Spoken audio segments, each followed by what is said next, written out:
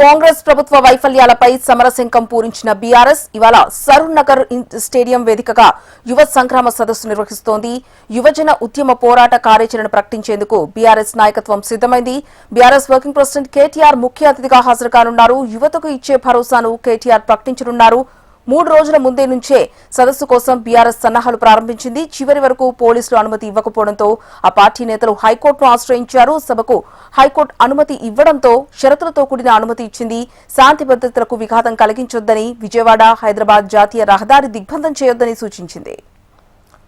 ఇదే అంశానికి సంబంధించి మరింత సమాచారం మా BRS bureau chief Praveen live ద్వారా అందిస్తారు. Praveen, over to you.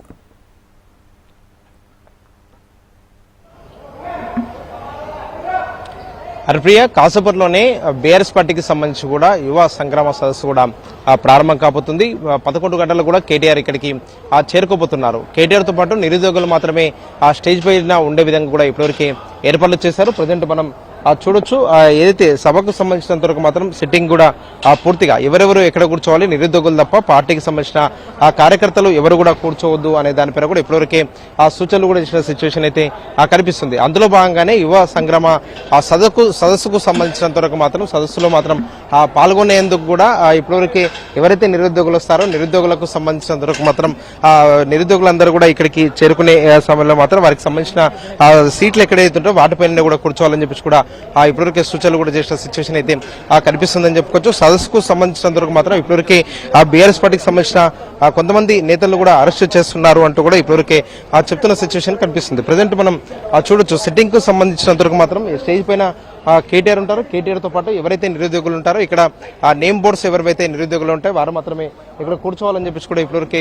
సూచనలు కూడా చేశారని చెప్పుకోవచ్చు. విద్యార్థి విభాగంతో పాటు అదేవిధంగా పార్టీకి సంబంధించిన నేతలు ఎవరు కూడా స్టేజ్ పైన ఉండొద్దని చెప్పేసి కూడా సూచనలు కూడా చేసిన సిచ్యువేషన్ అయితే కనిపిస్తుందని చెప్పుకోవచ్చు. దీనికి సంబంధించినంత వరకు మాత్రం ఇప్పటివరకు స్టేడియం కు సంబంధించినంత వరకు మాత్రం పోలీసుల పర్మిషన్ ఇప్పటివరకే ఇచ్చారు కాబట్టి ఎలాంటి ఇబ్బందులు లేకుండా కూడా పూర్తి స్థాయిలో కూడా స్టేడియం కూడా సంబంధించినంత వరకు మాత్రం ఇబ్బందులు లేకుండా కూడా సభ నిర్వహిస్తామని చెప్పి కూడా చెప్తున్న సిచ్యువేషన్ అయితే కనిపిస్తుంది. మనతో మాట్లాడడానికి ఎమ్మెల్సీ షమీపూరి రాజు కూడా ఉన్నారు. అన్న, ఇప్పటివరకే సంగ్రామ సదస్సుకు సంబంధించినంత వరకు మాత్రం కొంతవరకు హౌస్ అరెస్టులు కూడా జరుగుతున్నట్టు కూడా సమాచారం అవుతుంది. దానిపైన మేము ఈ పోలీసు వాళ్ళు గత 15 రోజులుగా మేము అనుమతి కోసం ఇస్తే మాకు అనుమతి ఇవ్వలేదు.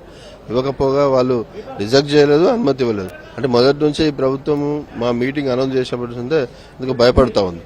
అదే రకంగా నిన్న మేము కోర్టుకు వెళ్ళాం, కోర్టు అనుమతి ఇచ్చింది. అది పోలీసులకు కూడా ఇచ్చిన, వాళ్ళు కూడా ఓకే చేసినారు. ఉదయం నుంచి మా నాయకులను అరెస్ట్ చేస్తా ఉన్నారు, హౌస్ అరెస్ట్ చేస్తా ఉన్నారు. సబితా రెడ్డి గారు, ఆర్ఎస్ ప్రవీణ్ గారిని ఇంటికాడ హౌస్ అరెస్ట్ చేస్తా ఉన్నారు. ఇది కాదు, వేరే మీటింగ్ వెళ్తారు, అక్కడ వెళ్ళొద్దున్నారు. వారు అడుగుతా ఉన్నారు, మేము మా మీటింగ్కి వెళ్తాం, కావాలంటే మా కార్లో రండి, మీరే తీసుకెళ్ళని కూడా చెప్తే కూడా వాళ్ళు అలో చేయట్లేదు. ఇది మంచి పద్ధతి కాదు, దీన్ని తీవ్రంగా ఖండిస్తా ఉన్నాం. ప్రజాస్వామ్యయుతంగా మేము చేసుకుంటున్న ఈ కార్యక్రమాలను మీరు ఈ రకంగా పోలీసులను పెట్టి అణచివేస్తామంటే మంచిది కాదని చెప్పేసి ప్రభుత్వాన్ని కూడా హెచ్చరిస్తాం. స్టేజ్ పైన కేటీఆర్ తో పాటు ఇంకా ఎవరు ఉండబోతున్నారు? ఎందుకంటే ఇప్పటికే చైర్లకు సంబంధించి కూడా పేర్లు కూడా పెట్టారు కదా స్టేజ్ పైన. ఈ యొక్క మీటింగ్ ఉద్దేశం నిరుద్యోగులకు సంబంధించినటువంటి ఈ సరూర్ నగర్ గ్రౌండ్ లో కాంగ్రెస్ పార్టీ మరి వారి అగ్రనాయకత్వాన్ని తీసుకొచ్చి మోసపూరిత మాటలు ఇచ్చినటువంటి మాటలను వారి గుర్తు చేయడం కోసం ఈ సభను ఏర్పాటు చేస్తాము. ఇక్కడ ఉన్నటువంటి తెలంగాణ యువత, ఎవరైతే నిరుద్యోగ యువత కావచ్చు, యాక్టివ్గా వారి హక్కుల కోసం పోరాడుతూ ఉన్నారో వారందరూ కూడా వేదిక పైన ఉంటారు. ఎన్ని గంటలకు కేటీఆర్ వస్తారు? ఎన్ని గంటల పాటు ఇప్పటివరకు హైకోర్టు మీకు పర్మిషన్ ఇచ్చే సభకి? పర్మిషన్ మాకు హైకోర్టు పూర్తిగా డే అంతా ఇచ్చింది. మా నాయకులు 11 వరకు ఇక్కడికి రాబోతా ఉన్నారు. వారు వచ్చిన తర్వాత 2-3 గంటల వరకు మేము సభ కంప్లీట్ చేసుకుంటాం. Thank you. ఇప్పటికే సభకు సంబంధించినందుకు మాత్రం సభ పైన కూడా కేటీఆర్ తో పాటు విద్యార్థికి సంబంధించిన నాయకులు మాత్రమే, నిరుద్యోగులు ఎవరైతే ఉన్నారో వాళ్ళు మాత్రమే ఆ స్టేజ్ పైన ఉండబోతున్నారని చెప్పుకోవచ్చు. స్టేజ్ పైన మాత్రం వారికి సంబంధించి కూడా ఇప్పటివరకే సిట్టింగ్ కూడా ఏర్పాటు చేస్తారు. దాంతో పాటుగా సభకు సంబంధించిన స్టేజ్ చూడొచ్చు, సభలో మాత్రం ఎవరైతే నిరుద్యోగులు వస్తారో వారందరూ వచ్చిన తర్వాత మాత్రం ఇక్కడే కూర్చోవడానికి కూడా ప్రతి గ్యాలరీలో కూడా ఎవరెవరు ఇక్కడ కూర్చోవాలనే దానిపై కూడా ఇప్పటివరకు వారందరూ కూడా సూచనలు కూడా చేసిన సిచ్యువేషన్ అయితే కనిపిస్తుందని చెప్పుకోవచ్చు.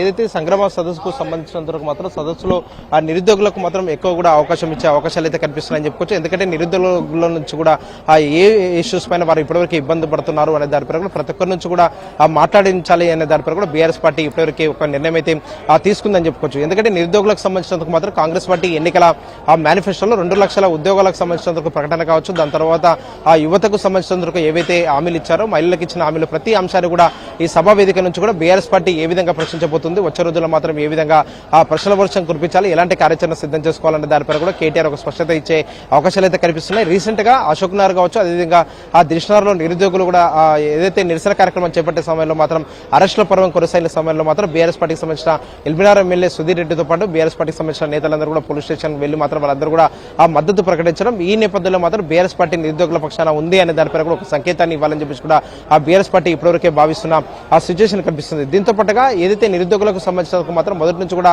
ఆ కాంగ్రెస్ ఇచ్చిన హామీలు కూడా నెరవేర్చుకోవట్లేదు కాబట్టి నిరుద్యోగుల పక్షాన మాత్రం మేము ఎట్టి పరిస్థితుల్లో మాత్రం ప్రశ్నించి తీరుతాము, నిరుద్యోగుల పక్షాన ఉంటామని చెప్పేసి కూడా ఒక పక్క చెప్తున్న నేపథ్యంలో మాత్రం జీహెచ్ఎంసీ ఎన్నికలకు సంబంధించిన దానిపై కూడా ఈ సభ కూడా కీలకంగా మారబోతుంది అనే దానిపై కూడా రాజకీయ వర్గాల్లో ఒక చర్చ అయితే జరుగుతుంది.